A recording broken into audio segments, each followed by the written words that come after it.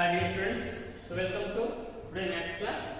In this class we will start with the question number 15 in application of trigonometry the exercise. Application of trigonometry exercise ಇರುವಂತ ಒಂದು exercise ಇದೆ ಅದರ question number 15 ನೋಡಿ. ಏನಿದೆ question number 15? A straight highway leads to the foot of tower. A man standing at the top of the tower. A man standing at the top of the tower observe a car at angle of diffraction 30 degrees which is approaching the foot of the tower with uniform speed.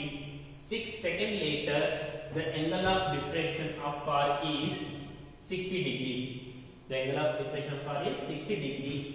Find the time taken by the car to reach up the foot of the tower from this point.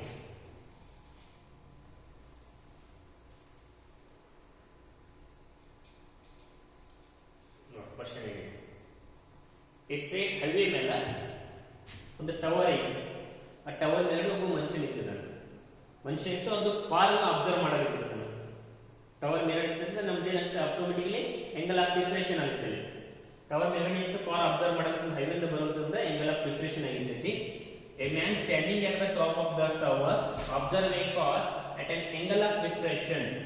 At an angle of diffraction is 30 degree. Angle of diffraction ಎಷ್ಟಿದೆ 30 degree ಅಂದ್ರೆ ಇದು ನೀವು observe ಮಾಡಕತ್ತೈತೆ ನಾವು car ಈ ರೀತಿ observe ಮಾಡಿದ್ರೆ ಇಲ್ಲಿ angle of diffraction ಎಷ್ಟು ಅಬ್ಸರ್ವ್ ಆಗಿರ್ತೈತಿ 30 ಡಿಗ್ರಿ ಆಗಿರ್ತೈತಿ. ಎಷ್ಟಾಗಿರ್ತೈತಿ 30. ಇದು 30 ಐತೆ ಇದನ್ನು 30 ಆಗಿರ್ತೈತಿ ಬಿಕಾಸ್ ಅಲ್ಟರ್ನೇಟಿವ್ angles.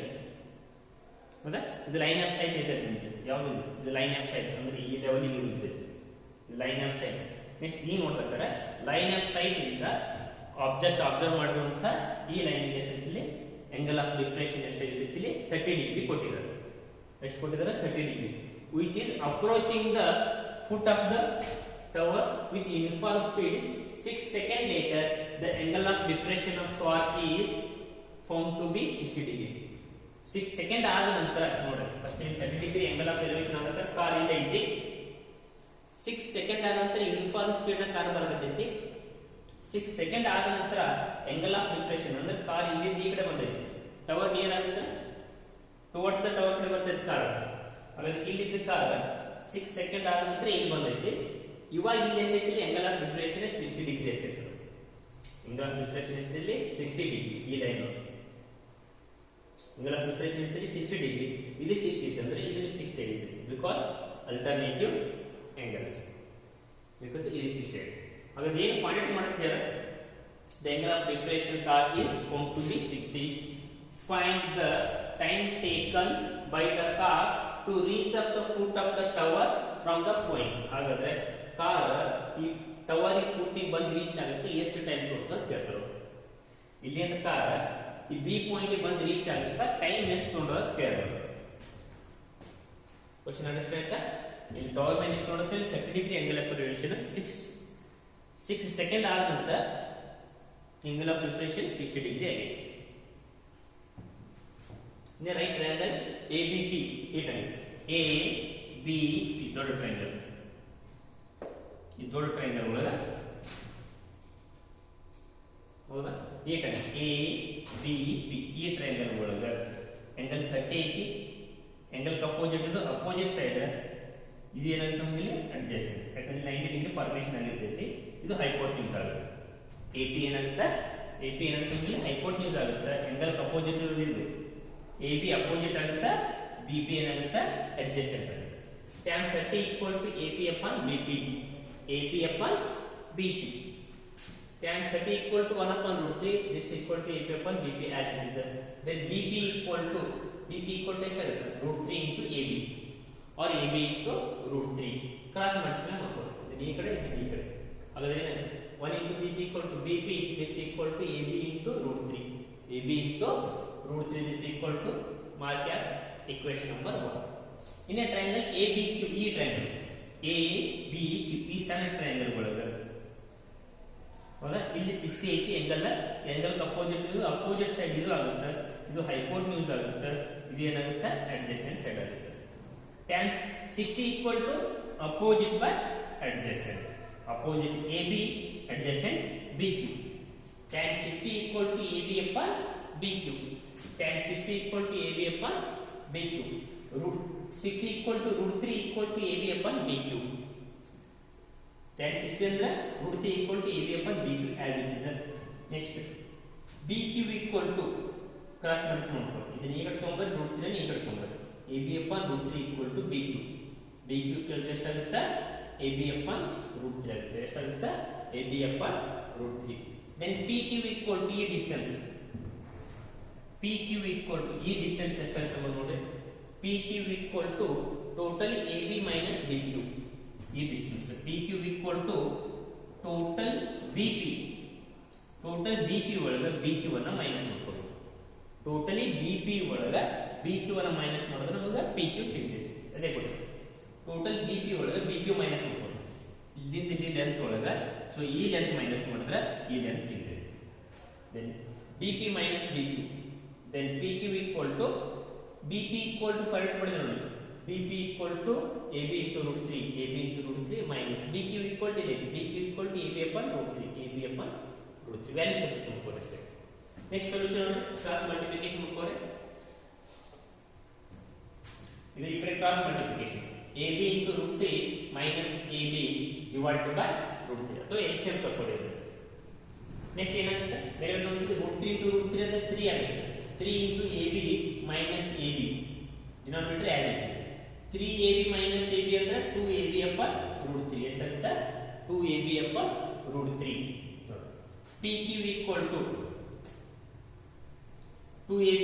ಈ 2 ಅನ್ನ ಈ ಕಡೆ ತಗೊಂಡ್ರೆ 2AB ಐತಲ್ಲ, ಈ 2B ಅನ್ನ ಈ 2 ಅನ್ನ ಈ ಕಡೆ ತಂದ್ರೆ ಏನಾಗುತ್ತೆ? LHS ಅಂತಂದ್ರೆ ಡಿವೈಡಿಂಗ್ ಆಗುತ್ತೆ. ಎಷ್ಟಾಗುತ್ತೆ? Dividing. PQ upon 2 equal to AB upon root 3. PQ upon 2 equal to AB upon root 3. PQ upon 2 equal to BQ. BQ AB upon root 3 equal to find ಮಾಡ್ಕೊಂಡಿದ್ದೇನೆ. ಇಕ್ವೇಷನ್ ನಂಬರ್ 1 2 ನೋಡಿ. AB upon root 3 ಅಂದ್ರೆ BQ. AB upon root 3 ಅಂದ್ರೆ BQ. ಇದು substitute ಮಾಡಿ. AB upon root 3 ಅಂದ್ರೆ BQ. AB upon root 3 ಅಂದ್ರೆ BQ. ಅಂದ್ರೆ PQ upon 2 equal to BQ. PQ upon 2 equal to BQ. ಹಾಗಾದ್ರೆ time taken by the car to travel a distance PQ equal to 6 seconds. ಕೊಟ್ಟಿದ್ದಾರೆ ನೋಡಿ. ಇಲ್ಲಿಂದ ಇಲ್ಲಿ ಬರಕ್ಕೆ 6 second ಅಂತ ಹೇಳಿದರು. ಆಂಗಲ್ ಆಫ್ ಡಿಫ್ರೆನ್ಷನ್ 30 ಡಿಗ್ರಿ ಇಂದ 60 ಡಿಗ್ರಿ ತೊಳಕ್ಕೆ ಎಷ್ಟು ನೋಡಿದ್ರೆ ಟೈಮ್ ಟೇಕನ್ 6 ಸೆಕೆಂಡ್. ಇಲ್ಲಿ ಕಾರ ಇಲ್ಲಿಗೆ ರೀಚ್ ಆಗಿದೆ. ಇಲ್ಲಿಂದ ಇಲ್ಲಿ ರೀಚ್ ಆಗಿ ಎಷ್ಟು ಕೊಟ್ಟಿದ್ದಾರೆ? 6 ಸೆಕೆಂಡ್ ಅಂತ ಕೊಟ್ಟಿದ್ದಾರೆ ಕ್ವೆಶ್ಚನ್ಸ್ ಒಳಗೆ. The time taken by the car to travel a distance PQ equal to 6 seconds. PQ equal to 6 seconds. ನೋಡಿ ಹಾಗಾದ್ರೆ PQ equal to 6 seconds. ಹಾಗಾದ್ರೆ PQ by 2 ಅಂದ್ರೆ 6 by 2 ಮಾಡ್ಕೊಳ್ಳಿ. PQ equal to 6 ಎರಡು ಕಡೆ ಡಿವೈಡಿಂಗ್ 2 ಮಾಡ್ಕೊಳ್ಳಿ. PQ by 2 equal to 6 by 2. ಹಾಗಾದ್ರೆ 3 second ಆಗುತ್ತೆ. 2 1 2 3 ಎಷ್ಟಾಗುತ್ತೆ? 3 ಸೆಕೆಂಡ್. ಅದೇನೆ hence the future time taken by the cars to reach the foot of the tower to is 3 seconds. ಅಂದ್ರೆ ಕಾರ್ ಇಲ್ಲಿ ಬಂದು ರೀಚ್ ಆಗಕ್ಕೆ ಎಷ್ಟು ಟೈಮ್ ತಗೊಳ್ತೈತಿ? 3 seconds ತಗೊಳ್ತೈತಿ. ಎಷ್ಟು ತಗೊಳ್ತೈತಿ? 3 seconds. ಈ ಕ್ವೆಶ್ಚನ್ ಅಂಡರ್ಸ್ಟ್ಯಾಂಡ್ ಆಯ್ತಾ? ಏನು ಫಸ್ಟ್ ಇಲ್ಲಿ ಒಂದು ಟಾಪ್ ಟವರ್ ಮೇಲೆ ನಿಂತು ಒಬ್ಬ ಅಬ್ಸರ್ವರ್ ಕಾರ್ ಅನ್ನು ಅಬ್ಸರ್ವ್ ಮಾಡಕ್ಕಿರ್ತಾನೆ. ಒಂದು ಪಾಯಿಂಟ್ ಇದ್ದಕ್ಕಾರ ಆಂಗಲ್ ಆಫ್ ಡಿಫ್ರೆನ್ಸ್ 30 ಡಿಗ್ರಿ ಇರ್ತೈತಿ. 6 ಸೆಕೆಂಡ್ ಆದ ನಂತರ ಕಾರ್ ಇಲ್ಲಿ ಬಂದು ರೀಚ್ ಆಗುತ್ತೆ. ಅವಾಗ ಆಂಗಲ್ ಆಫ್ ಡಿಫ್ರೆನ್ಸ್ ಎಷ್ಟೈತಿ? 60 ಡಿಗ್ರಿ ಐತಿ. ಹಾಗಾದ್ರೆ ಒಂದ್ಸರಿ tan 30 degree tan 60 degree apply ಮಾಡ್ಕೊಂಡು ವ್ಯಾಲ್ಯೂ ಸಬ್ಸ್ಟಿಟ್ಯೂಟ್ ಮಾಡ್ಕೊಡಿ. ಇಲ್ಲಿಂದ ಇಲ್ಲಿಗೆ ರೀಚ್ ಆಗಕ್ಕೆ 6 ಸೆಕೆಂಡ್ ಐತಿ. ಹಾಗಾದ್ರೆ ಇಲ್ಲಿಂದ ಈ ಕಡೆ ರೀಚ್ ಆಗಕ್ಕೆ ಎಷ್ಟು ಹೋಗ್ತೈತಿ? 3 ಸೆಕೆಂಡ್ ತಗೊಳ್ತದೆ. ಎಷ್ಟು ಹೋಗ್ತೈತಿ? 3 seconds. ನೆಕ್ಸ್ಟ್ ಕ್ವಶನ್ ನಂಬರ್ 16 ನೋಡಿ. ಕ್ವಶನ್ ನಂಬರ್ 16 ಏನೈತಿ? Question number 16 the angle of elevation of the top of tower from 2 points at a distance of 4 meter and 9 meter from the base of tower and in the same straight line with it are complementary. Prove that the height of tower is 6 meter. Question 1. The angle of elevation of the top of the tower from 2 points. On top of the tower ಅನ್ಕೊಂಡೆ.